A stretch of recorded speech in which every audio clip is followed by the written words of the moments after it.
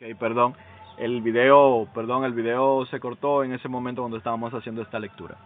Eso fue porque llegamos a la primera hora. Seguimos y dice: Asimismo, hermanos, porque vamos a ver otra parte. ¿Qué pasa? Aquí lo que vamos a ver, qué pasa con las congregaciones. Ok. Hay que dar ofrendas, hay que poner ofrendas en las congregaciones. Debemos de poner nuestras ofrendas en las congregaciones, en las iglesias. La verdad es que sí debemos de ponerlas. Pero eso también tiene una función y tiene un sentido de ser. Y bien, tiene que venir del mismo principio, tiene que proceder de amor, no de una obligación, sino de amor. Vamos a ver lo que dice. Segunda de Corintios 8, 1 al 4 dice: Asimismo, hermanos, os hacemos saber la gracia de Dios que se ha dado a las iglesias de Macedonia. Que esto ya es los hechos de los apóstoles. O sea, no es los libros de los hechos de los apóstoles, sino las cosas que iban pasando con los apóstoles, porque está en Corintios, ¿verdad? En la carta de Corintios, pero son los hechos que suceden a los apóstoles. Y vamos a ver una relación que tiene esto con el libro de Hechos de los Apóstoles, lo que estamos leyendo. Es decir, es la iglesia, lo que llamamos la iglesia primitiva, la iglesia del primer siglo, que está mostrando cómo se hace el evangelio, cómo es el evangelio de Cristo. Y dice, el verso 2, que en grande prueba de tribulación, la abundancia de su gozo y su profunda pureza abundaron en riquezas de su generosidad.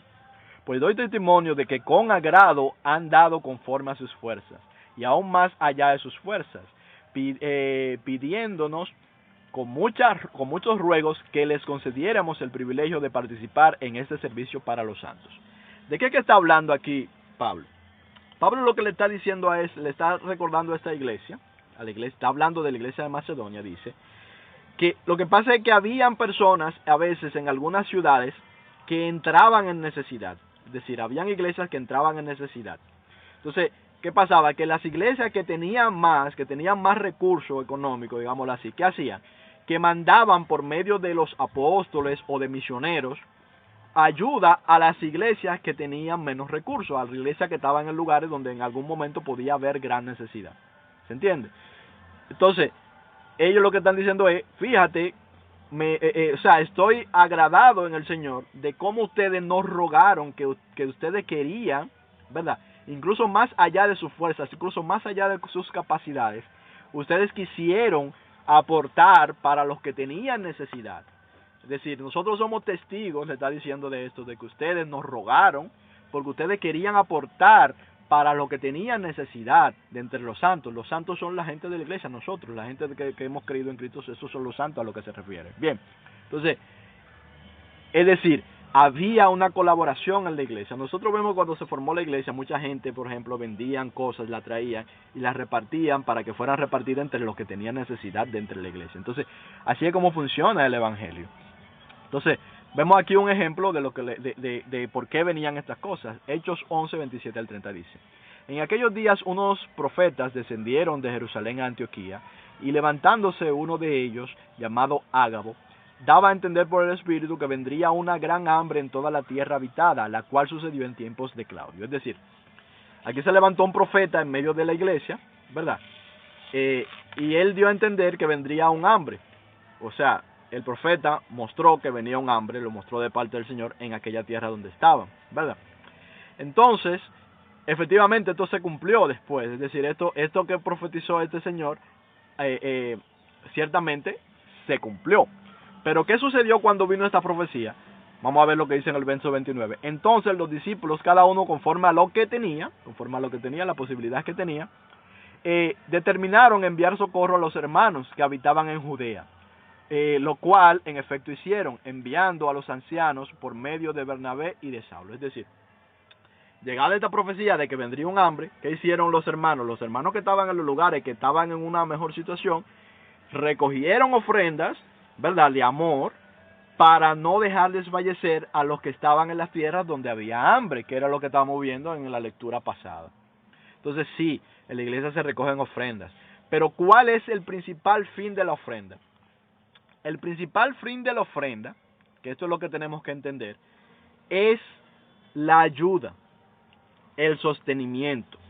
En las iglesias, el principal fin de tu ofrenda debe de ser ayudar al que necesita.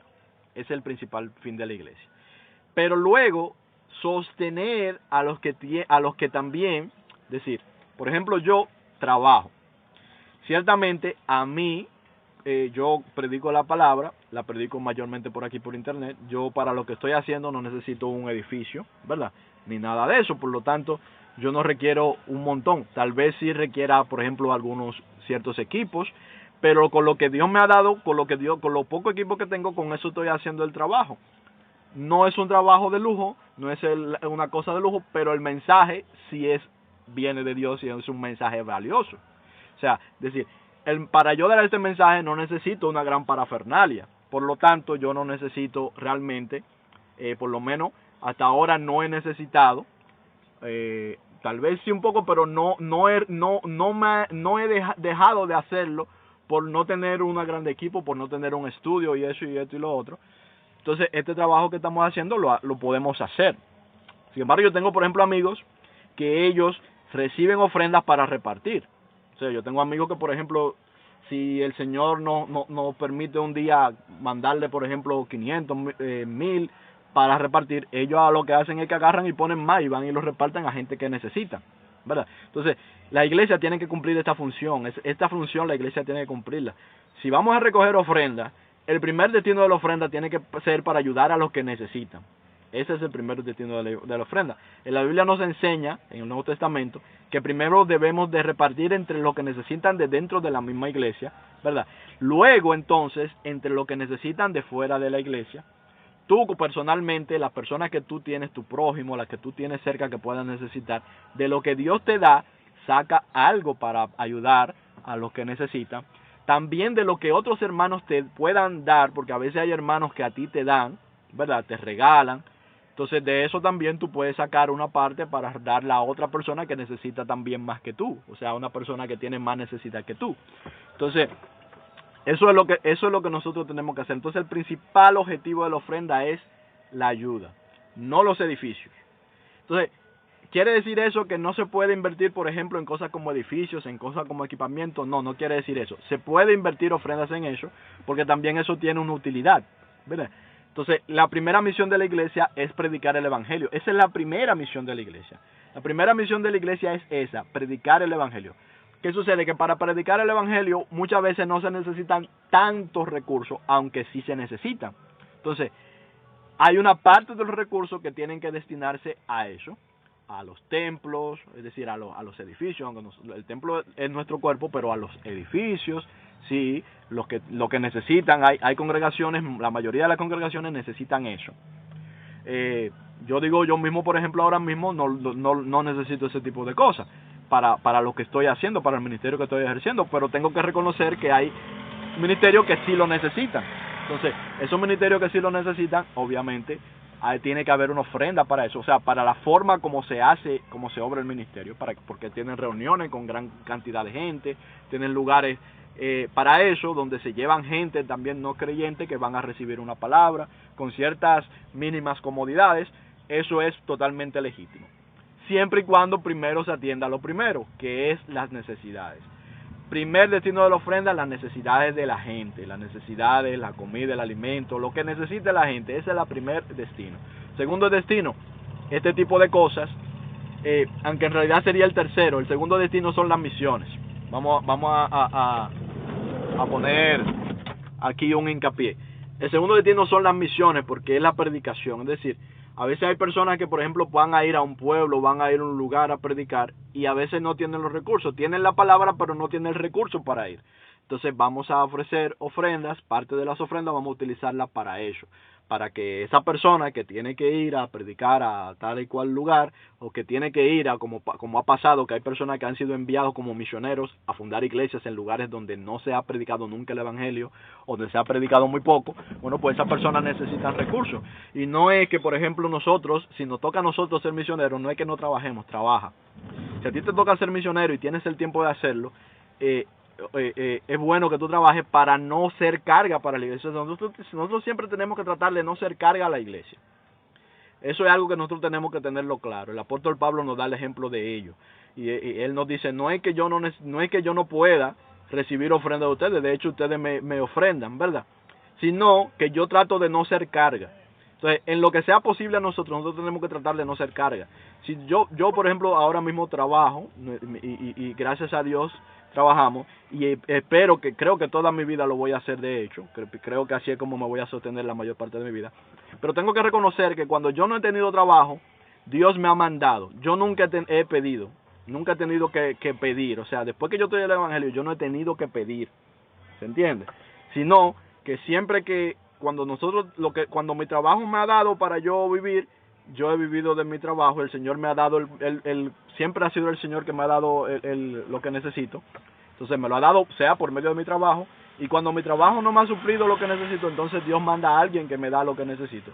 En realidad yo nunca he tenido que salir, por ejemplo, hasta ahora, por ejemplo, no es que no lo pueda hacer, no es que no lo pueda hacer si se da la necesidad, si se da la necesidad lo haría, pero hasta ahora siempre cuando he tenido necesidad, que por ejemplo mi trabajo no me está dando para cubrir o no tengo trabajo, Dios mismo ha mandado gente que me ha puesto lo que yo necesito, siempre ha sido así. Sin embargo, el año pasado nosotros tuvimos meses sin trabajar y a nuestra casa llegaron las cosas que nosotros necesitábamos y nosotros pedirlas, simplemente el Señor las trajo. Bien, por medio de diferentes personas, muchas personas diferentes que Dios le puso en su corazón el ayudarnos, ¿verdad? Entonces nosotros lo recibimos como de parte de esa persona y como de parte del Señor también, como de parte de Dios.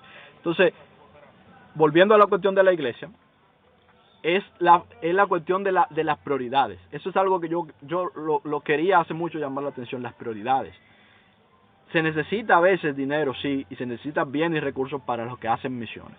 Y luego entonces para las edificaciones, para esas cosas, porque hay muchas cosas que nosotros podemos hacer.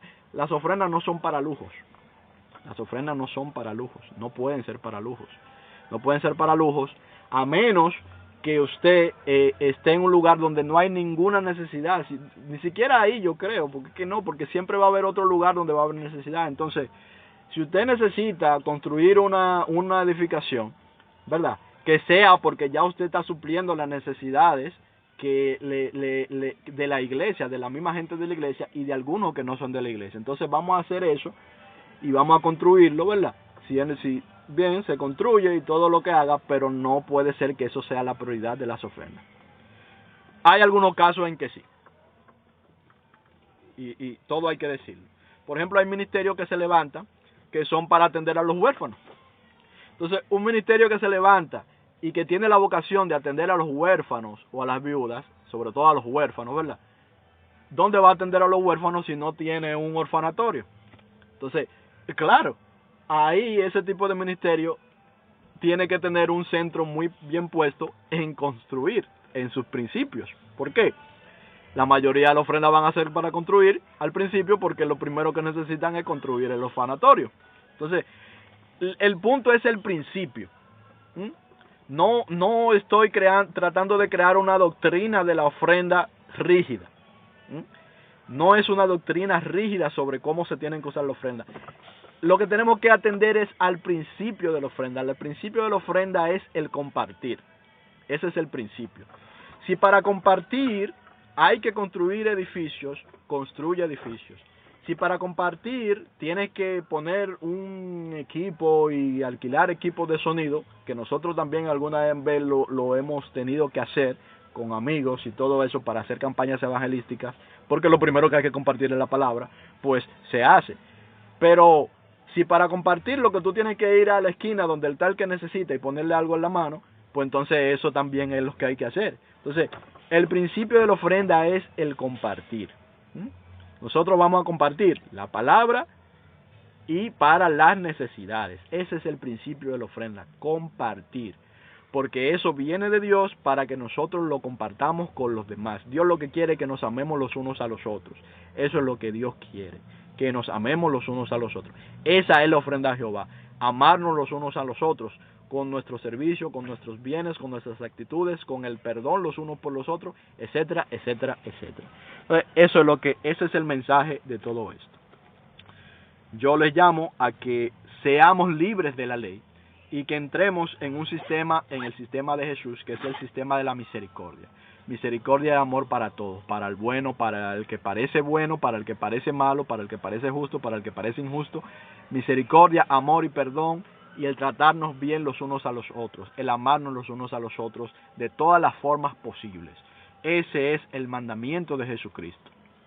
Nada de leyes rígidas y de todo ese tipo de cosas que la gente se inventa muchas veces, la doctrina que se inventan y que en muchas otras ocasiones simplemente son malos entendidos. Hay muchas personas que están viendo esto, que simplemente han entendido esto mal, la mayoría. La mayoría simplemente ha entendido esto mal y de verdad ha creído todo lo que alguien le ha dicho en algún momento y lo han reproducido. Entonces no es que viene de ellos, sino que fue lo que le enseñaron y lo han reproducido. Entonces probablemente tú, que si eres pastor, a ti te enseñaron así y así tú lo has reproducido. Te voy a decir algo. Dice la palabra que de una misma boca no puede salir bendición y maldición, ¿verdad? De la boca de Dios nunca va a salir maldición. Eso de que Dios maldice a la gente, eso es mentira. Eso es una mentira del diablo. Dios no maldice. Bien, si nosotros vamos al libro de Malaquías, por ejemplo, en el capítulo 2, nosotros vamos a ver que dice que Dios maldice. Eso podrá estar escrito en el libro de Malaquías, podrá haberlo escrito Malaquías, pero tú ves el verso 10, tú te vas a dar cuenta que no es Jehová que está hablando, si te vas al verso 10 de ese mismo capítulo, porque dice nosotros, ¿verdad? Es el mismo, lo que escribieron, ellos mismos se cosa. Es un poco fuerte lo que estoy diciendo, pero lo voy a decir como quiera, no me importa. La verdad es lo que dijo Cristo. Y lo que dijo Jesucristo no fue eso de que Él maldice, sino bendice a lo que te maldice. Hazle bien a lo que te hacen mal, ¿verdad? Para que seas como tu Padre, que hace salir su sol y hace llover su lluvia sobre los justos y sobre los injustos por igual. Dios nunca maldice. Nunca maldice. Dios no maldice. Dios solo bendice. Los pensamientos de Dios siempre son de continuo el bien para ti y para mí. Siempre. Dios ni siquiera condena. Y ese es otro estudio que tenemos que hacer. Dios ni siquiera condena. El que condena es otro. Bien. Entonces, hay un Dios falso que es llamado el Dios de este mundo. Que ese Dios de este mundo sí necesita que tú le pagues para no maldecirte. Te dice, te engaña, porque es un engaño. Te engaña y te dice, tú tienes que pagar para yo no maldecirte. Ese es el Dios de este mundo. El Dios verdadero no maldice. El Dios verdadero no necesita nada de ti. Lo único que Él quiere de ti es que tú compartas con tu hermano.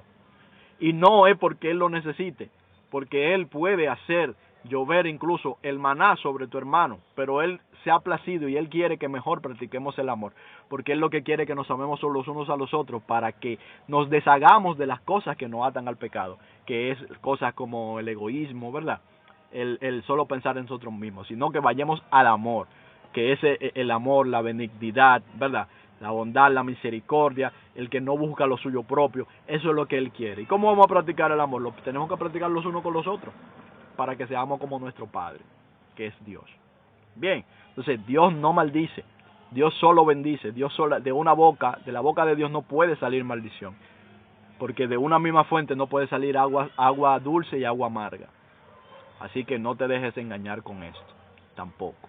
Bien, entonces, Dios le bendiga mucho. Este estudio yo creo que ya está bien ahí por ahora. Hay mucho que podemos seguir hablando, pero pregunten y seguiremos entonces aclarando cualquier cosa. Dios le bendiga, nos vemos.